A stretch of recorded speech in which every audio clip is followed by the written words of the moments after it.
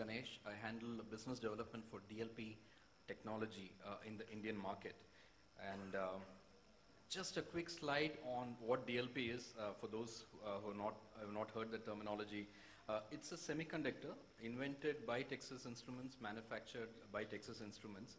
The bottom right, you see the chip, which is actually having millions of particle mirrors, which finds its place in projectors of all types. It could be a Pico display like in a cell phone, or it could be a corporate or a classroom or a cinema hall. And the gentleman's photo on the top right holding an Oscar.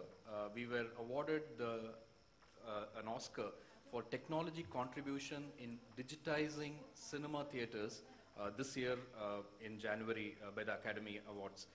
The gentleman's name is Dr. Larry Hornbeck. He invented the DLP technology 25 plus years ago, and he still works for the DLP group.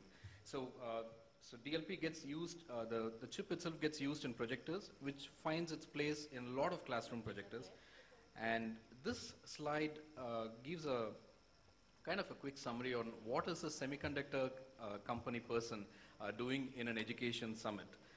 This is actually a nice chart on the kind of technology spend which is happening globally in the classrooms, in the K-12 education system. Nearly $15 billion worth of hardware was purchased last year globally, and close to 2/3 of that went into personal computers. It might have been not only for the classroom level, but at the school level as well. But if I scroll down to the bottom line, 5 million classroom displays were purchased in 2014. And invariably, these displays are projectors. And that's the reason why I'm here to share some latest updates from the DLP side, and also learn from the audience here in terms of what improvements we could make. And a couple of more slides on data. This is how the 41 million classrooms globally stack up. If you look at the penetration of interactive displays, it's a slightly higher form of simple displays. That's 60% of North American schools have some form of an interactive display, and UK has almost every class has an interactive display in their classrooms. And if you go to the right, which is in Asia, we're talking about a 15% penetration, and it's in Asia where there are 18 million classrooms. China and India together contribute to 12 million out of the 18 million classrooms. And a last slide on the data part of it. So this is how it breaks up at the country level and the penetration level as well. If you see the left, that is UK with 0.6 million classrooms have virtually all classrooms equipped with an interactive display. And if you 3, 4, 5 countries later, it's USA, which is like 3.4 million classrooms with a 60% penetration, and expected to kind of go to a 70%. And if you scroll down further, it's China with 6 million classrooms with current penetration of 36% and expected to touch 75. And if you come towards the end, whenever I see this data, I kind of feel, why are we in the end in terms of penetration levels? So we are talking about current future source from where I've taken this data puts it at 5% penetration of interactive displays today, and expected to go to 10% in the next 3-4 years. So anyone who is having an interactive display, needless to say, is sharing some form of a multimedia content on that particular display to interact and use it as a teaching aid with the students. And getting to the Indian scenario, I kind of broadly split these into how interactive displays or ICT has got into government schools and private schools. If you look at government schools, it's mainly through the concept of ICT labs, where you have 10, 20 computers, potentially a projector, a display, a scanner, printer, etc. And I think this is a number I've tried to, it's my interpretation on the discussions I've had with the industry till date. It's 15% penetration at the school level is what I see. So that's approximately 150,000 labs. And it kind of begs the question, is there a new engagement model which we'll have to look at to increase the penetration level at the government schools? Is there something at a technology level we need to do to build some some hardware or software or a firmware which is custom built for the needs of the government schools itself.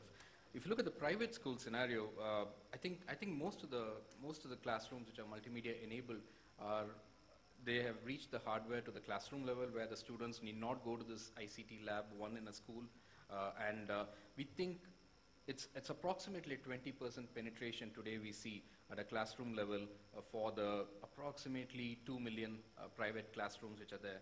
And there again, it's been almost a decade of rollout which has happened on multimedia enabling classrooms. It begs the question, what is it that we can do as an ecosystem partner to kind of increase the penetration levels? Is it some new features, or is it some new price points, or is it some greater marriage of how the teacher can use it effectively with the students, which has all been incorporated in the current versions, but if there is something more that needs to be done, we'd be happy to hear that as well. And I raised a few questions. I'll try to give these are my last two slides, share some thoughts on some of the innovations which have happened in the display side of it. Like I said, 5 million displays went into classrooms last year. That's approximately 50% of the projectors sold globally. And so some of the innovations which are happening today is there was always a lamp which had a finite life, and that is getting replaced with laser. And I think in a year or two, it's going to get more economical, where you can have a projector without any compromise in terms of brightness, and you do not need to bother about replacing the lamp. So that's one technology where we feel the schools will benefit the most. All DLP projectors are 3D enabled, which means that when you're ready to move on with buy glasses and buy the content, your projector is already 3D enabled, and numerous studies have been done, and some of them have been loaded in our website, dlp.com/3D. They've all shown that the engagement level of students is far greater when they are taught in 3D stereoscopy. The penetration of 3D stereoscopy classes is not very high today, which we were hoping it will be a big success 3-4 years ago when we launched it. But I think it's waiting for some price points to break to kind of get a greater adoption. And a lot of interactivity features. Virtually every projector manufacturer has some form of interactivity built in to his projector, so that you can turn a simple white wall into an interactive surface. And in the optics side, we're trying to make the optical engine itself into what we call the short throw and ultra short throw. So the projector can sit right on the wall and create a 100-inch image.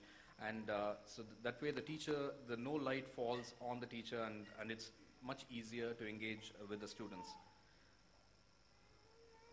And I think this is one set of innovations which I think can help penetration in rural schools.